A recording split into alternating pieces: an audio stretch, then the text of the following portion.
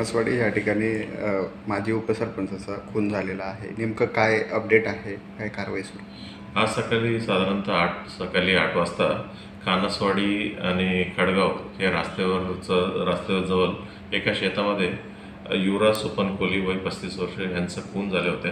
खून करणाऱ्या आरोपींचं नाव आहे भरत पाटील, देवा पाटील, हरीश पाटील. 3 आरोपींनी त्यांना स्टॅबिंग करून त्यांना खून केलं होते. त्याच्यापैकी भरत पाटलांचं अटक झालेलं आहे.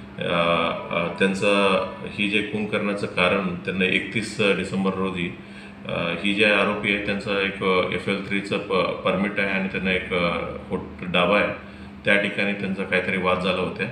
नंतर कालच्या दिवशी देखील काहीतरी वाद झाला होता म्हणून माहिती पडत आहेत. त्या कारणास्तव आज सकाळी त्यांना खून केलेलं आहे असं आतापर्यंत तपासामध्ये निष्पन्न झालेलं आहे. आणखीन एक्झॅक्टली काय कारण आहे या विषयावर आमचे तपास चालू आहे. सर, हे जे आरोपी आहेत यांची काही क्रिमिनल हिस्ट्री आहे? ही जे तिन्ही आरोपी आहेत, तिन्ही आरोपींचं आमच्याकडे काही क्रिमिनल हिस्ट्री सापडलेलं नाही आहे.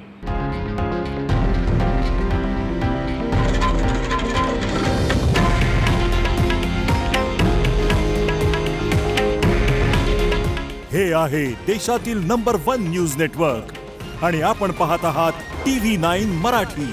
काळजी तुमची, हित महाराष्ट्राचं.